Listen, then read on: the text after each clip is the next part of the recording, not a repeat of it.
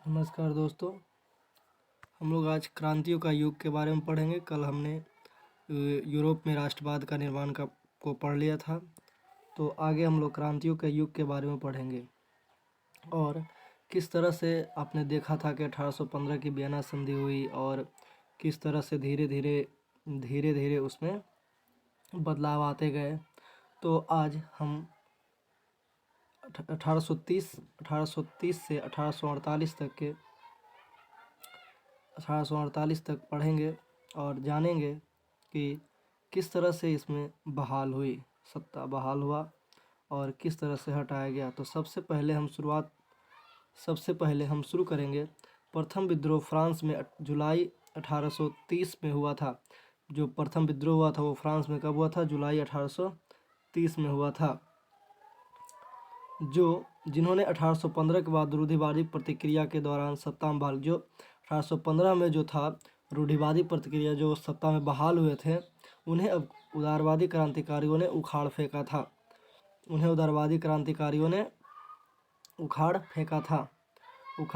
था। मेटरनिख ने एक बार यह टिप्पणी की थी। देखिए, मेटरनिख ने एक बार यह टिप्पणी की थी कि जब फ्रांस छींकता है तो बाकी यूरोप को सर्दी और जुकाम होता है। मतलब मेटरनिख ने एक बार बोला था कि जब फ्रांस छींकता है तो बाकी यूरोप को सर्दी और जुकाम हो जाता है। और उसी को जुलाई क्रांति को क्या कहते हैं? ब्रसेल्स में भी विद्रोह भड़क गया था। उसी जुलाई क्रांति में ब्रसेल्स में भी विद्रोह भड़क गया था और जिसके फलस्वरूप यूनाइटेड किंगडम ऑफ नीदरलैंड से अलग हो गया था। यूनाइटेड किंगडम नीदरलैंड से क्या हो गया था? अलग हो गया था। यूनान में भी स्वतंत्रता संग्राम की मांग चल रही थी। वही 15वीं सदी में यूनान ओटोमन साम्राज्य का हिस्सा था। 15वीं सदी में जो यूनान था वो क्या था? ओटोमन साम्राज्य का हिस्सा था। यूरोप में क्रांतिकारी राष्ट्रवाद की प्रगति से यूनानियों को आज़ादी के लिए संघर्ष 1821 में आरंभ हुआ था। जो यूरोप में या आज़ादी के लिए जो संघर्ष चला था वो कब से कब चला था? 1821 से चला था। और जो पश्चिमी यूनानी संस्कृति के प्रति सहानुभूति रखते थे वो थे यूनान के राष्ट्रवादी जो थे वो पश्चिमी यूनान के सहानुभूति रखते थे और यूनानों का सभ्यता का पालन कर प्रशंसा और एक मुस्लिम साम्राज्य के विरुद्ध यूनान के संघर्ष के लिए जनमत जुटाया था। देखिए एक मुस्लिम साम्राज्य देखिए यहाँ पे एक मुस्लिम साम्राज्य के विरुद्ध यूनान के लिए संघर्ष का जनमत जुटाया था। और अंग्रेजी कवि लॉर्ड वेरियन ने धन इकट्ठा किया और बाद में युद्ध लड़ने के लिए, जहां 1824 में बुखार से उनकी मृत्यु हो गई थी। लड़ने भी गए थे जब वो इकट्ठा किए थे लॉर्ड वायरन, तो लड़ने के लिए गए थे, लेकिन क्या हुआ था कि लॉर्ड वायरन को एक बुखार की वजह से 1824 में उनकी मृत्यु हो गई। और 1832 में कुस्तुनतुनिया की संधि ने यूनान को एक स्वतंत्र राष्ट्र की मान्यता दे दी। 1832 में कुस्तुनतुनिया की संधि से यूनान को एक स्वतंत्र राष्ट्र की मान्यता मिल गई थी। तो क्या हुआ था? एक स्वतंत्र राष्ट्र की मान्यता मिल गया था। चलिए अब आगे हम लोग बढ़ेंगे कि रोमानी कल्पना और राष्ट्रीय भावना क्या था। तो राष्ट्रवाद का विकास केवल युद्धों और क्षेत्रीय विस्तार से नहीं होता है। राष्ट्रवाद का जो विकास केवल युद्ध और क्षेत्र विस्तार से नहीं होता है, जबकि राष्ट्र की एक अहम भूमिका होती है। किसी भी राष्ट्र में एक भूमिका होती है संस्कृति की, क्योंकि कला काव्य कहानी और किस्से संगीत की राष्ट्रवादी भावनाओं से गढ़ने व व्यक्त करने के सहयोग दिखाता है। रोमानीवाद को देखें तो एक ऐसा सांस्कृतिक आंदोलन था। यह एक ऐसा सांस्कृतिक आंदोलन था जो एक खास तरह की राष्ट्रीय भावना का विकास करना चाहता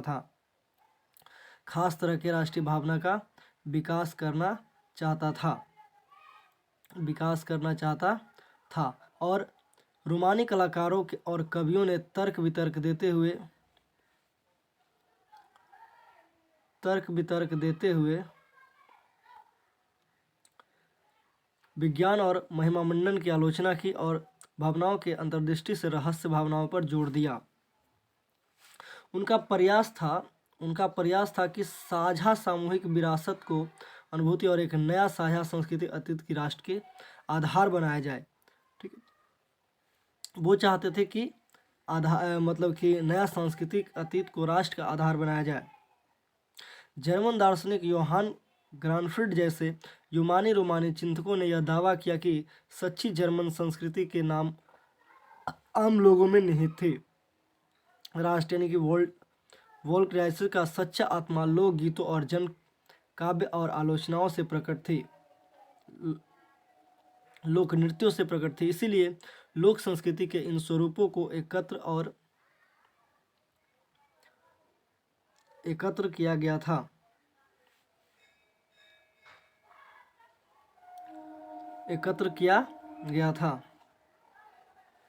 जिसमें कि स्थानीय बोलियों पर बल और स्थानीय लोक साहित्य को एकत्र करने का उद्देश्य केवल प्राचीन भावना को वापस लाना नहीं था, बल्कि आधुनिक राष्ट्रीय संदेश को ज़्यादातर लोगों तक पहुंचाना था, जिसमें अधिकांश क्या थे? निरक्षर थे। अधिकांश क्या थे? अधिकांश निरक्षर थे, तो उन तक पहुंचाना था। और यह खास तौर पर पोलैंड पर लागू होता था, जिसका 18वीं सदी के अंत में रूस, प्रसा, ऑस्ट्रिया और जैसी बड़ी शक्तियों ने विभाजन कर दिया था। क्या कर दिया था? विभाजन कर दिया था। और यद्यपि पोलैंड अब स्वतंत्र भूक्षेत्र नहीं रह गया था, किंतु संगीत और भाषा के जरिए राष्ट्रीय भावना जीवित रखी गई। संगीत और भाषा के जरिए राष्ट्रीय भावना को क्या रखा गया? जीवित रखा गया। मसलन कोरेल कुस्पुर्की राष्ट्रीय संघर्ष को अपने ओपेरो संगीत के गुणगान किया गया और पोलेंसो और माजुरका जैसे लोक नृत्यों को राष्ट्रीय प्रतीकों में बदल दिया गया। आप लोगों से रिक्वेस्ट होगा कि आप लोग चैनल को लाइव कीजिएगा, मतलब सब्सक्राइब कर दीजिएगा और शेयर कर दीजिएगा। तो चलिए आगे चलते हैं। आगे कहता है कि 1831 में रूस में के विद्रोह में एक सशस्त्र विद्रोह हुआ, जिसका आखिरकार कुचल दिया गया। देखिए वो विद्रोह क्यों हुआ? रूसी कब्जे के बाद, मतलब जब राष्ट्रीय भावना महत्वपूर्ण हुई तो रूसी कब्जे के बाद पोलिश भाषा के स्कूलों को बलपूर्वक हटाकर रूसी भाषा को हर जगह जबरन लादा गया। यानी कि जो पोलिश भाषा थी उसको हटाकर रूसी भाषा को लादा गया और 1831 में रूस में विद्रोह का एक सशस्त्र विद्रोह आखिरकार कुचल दिया गया। इसके अनेक सदस्यों ने राष्ट्रवादी विरोध भाषा का एक हथियार बनाया और संपूर्ण धर्म शिक्षा पोलिश का इस्तेमाल हुआ। इसका नतीजा यह हुआ कि बड़े ही पादरियों और विशेष बिप्सों को जेल में डाल दिया गया। रूसी अधिकारियों ने उन्हें सजा देते हुए साइबेरिया भेज दिया, क्योंकि उन्होंने रूसी भाषा का प्रचार करने से मना कर दिया था। और पोलिश भाषा रूसी प्रभुत्व के विरुद्ध प्रतीक के रूप में दिखाई देने लगी थी।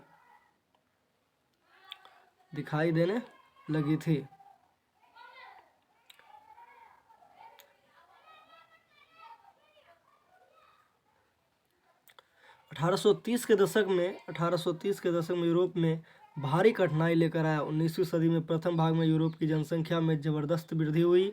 ज़्यादातर देश नौकरी ढूंढने वालों की तादाद उपलब्ध रोजगारों से अधिक थी। ग्रामीण क्षेत्रों की अतिरिक्त आबादी आकर शहर में भीड़ से भरी गरीब बस्ती में रहने लगे और नगरों और लघु उत्पादकों को अक्सर इंग्लैंड से आयातित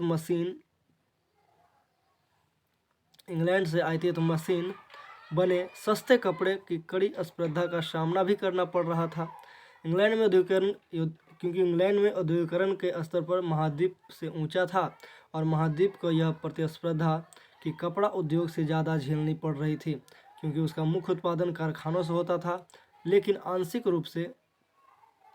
केवल आंशिक रूप से मशीनीकृत था, क्योंकि यूरोप के इन इलाकों में कुलीन वर्ग अभी भी सत्ता में थे। कृषक सामंत शुल्क और जिम्मेदारियों के बोझ के तले दबे थे। खाने पीने की चीज़ों को मूल्य बढ़ने या किसी वर्ष फसल के खराब होने से शहर और गांव में व्यापक गरीबी की फैल जाती थी। ऐसे में 1848 में एक ऐसा वर्ष था जहां खाने पीने की कमी और व्यापक बेरोजगारी से पेरिस के लोग सड़कों पर उतर आए। देख सकते हैं कि पेरिस के लोग सड़कों पर उतर आए और जगह जगह अवरोध लगाए गए। लुई फिलिप को भागने पर मजबूर किया गया। राष्ट्रीय भाषा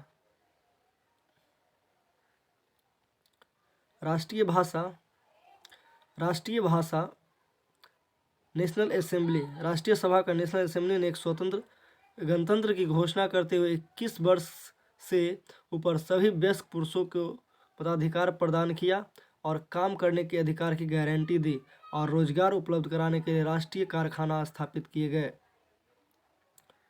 इससे पहले 1845 में सिलेमेनिया में बुनकरों ने ठेकेदारों के खिलाफ विद्रोह कर दिया था, जो कच्चा माल देकर निर्मित कपड़ा लेते थे, परंतु बहुत दाम कम थे। पत्रकार विल्हेम वोल्फ ने सिलेसिया के एक गांव की घटना को इस प्रकार बयां किया है कि इन गांव में 18,000 आबादी वाले सूती कपड़ों बुनने का व्यवसाय सबसे व्यापक है। श्रमिकों की हालत सकता है, काम के लिए लोग बेहद लोगों को फ़ायदा उठाया जा रहा है और माल की कीमत गिरी हुई है। 4 जून दोपहर 2 बजे बुनकरों की एक भीड़ अपने घर से निकली और 2 कतारों में चलते हुए ठेकेदारों के ठेकों पर पहुंची। वे ज़्यादातर मजदूरी मांग रहे थे और उनके साथ कभी घृणा का व्यवहार किया तो कभी धमकी भी दी। इसके साथ ही भीड़ पर ज़बरदस्ती घुस गई और चमचमाती खिड़कियां, फर्नीचर ये जो थे वो सब। ठेकेदार अपने पड़ोस के गांव में भाग गया, क्योंकि मजबूरन उसको भागना पड़ा। मजबूरन देखिए किस तरह से लोगों ने विरोध किया था। और आगे हम लोग आगे चलते हैं। वही 24 घंटे बाद सेना को बुलाकर उसकी मदद से लौटा और इसके बाद जो टकराव हुआ, इसे 11 बुनकरों को गोली मार दी गई। 11 बुनकरों को गोली मार दी गई। 1848 में उदारवादियों की क्रांति। 1848 में जब अनेक यूरोपीय देशों में गरीबी, बेरोजगारी और भूखमरी से ग्रस्त किसान मजदूर विद्रोह कर रहे थे, तब उनके समांतर पढ़े लिखे लोग मध्य वर्ग की क्रांति भी हो रहा था। फरवरी 1848 की घटनाओं से राजा को गद्दी छोड़नी पड़ी और एक गणतंत्र की घोषणा की गई कि जो सभी पुरुषों के सार्वत्रिक मताधिकार को आधारित या यूरोप के अन्य भागों में जहां अभी तक स्वतंत्र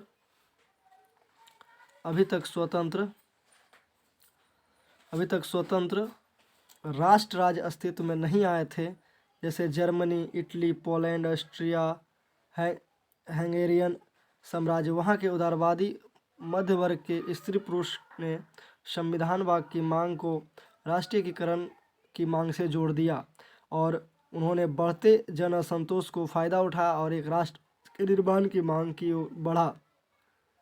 यह राष्ट्र राज्य संविधान, प्रेस की स्वतंत्रता और संगठन बनाने की आज़ादी से संसदीय सिद्धांतों पर आधारित था। जर्मन इलाकों की बड़ी संख्या में राजनीतिक संगठनों को फ्रैंकफर्ट शहर में मिल रहा एक सर्व जर्मन नेशनल असेंबली के पक्ष में, देखिए सर्व जर्मन नेशनल असेंबली के पक्ष में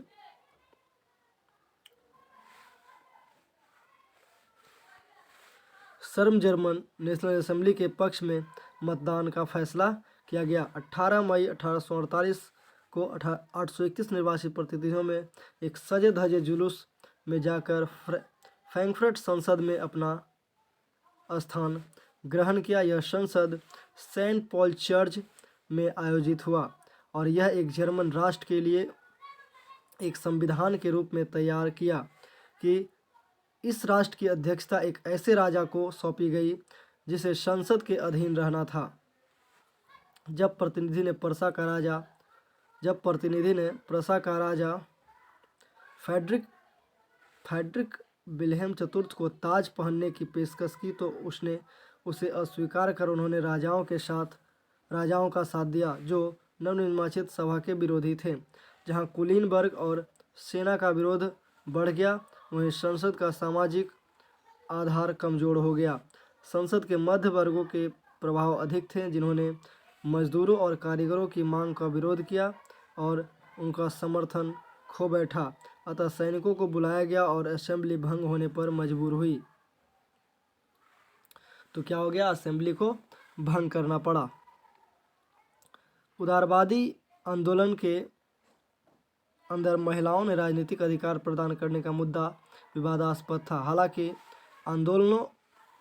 आंदोलनों में बड़ी संख्या में महिलाओं का सक्रिय रूप से भाग लिया था। महिलाओं ने अपने राजनीतिक संगठन स्थापित किए और अखबार शुरू किए, राजनीतिक बैठकों और प्रदर्शनों में शिरकत की। इसके बावजूद उन्होंने असेंबली में चुनाव के दौरान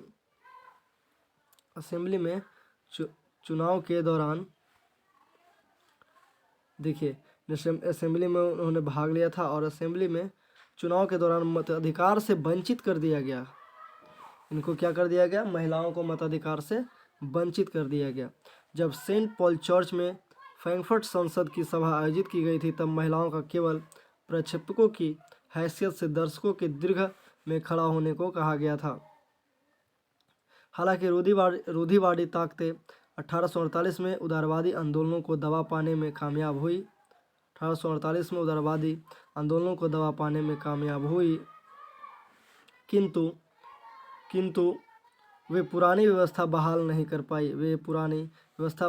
पाए। राजाओं को यह समझ में आना शुरू हो गया कि राष्ट्रवादी क्रांतिकारियों को रियासतें देकर ही क्रांति और दमन का चक्र को समाप्त किया जा सकता है। और अतः 1848 के बाद के वर्षों में मध्य और पूर्वी यूरोप में निरंकुश राजशाहियों और उन परिवर्तनों को आरंभ किया जो पश्चिमी यूरोप में 1815 से पहले हो चुके थे। और इस प्रकार हेक्सबर्ग अधिकार क्षेत्र और रूस के भूदास और बंधुआ मजदूर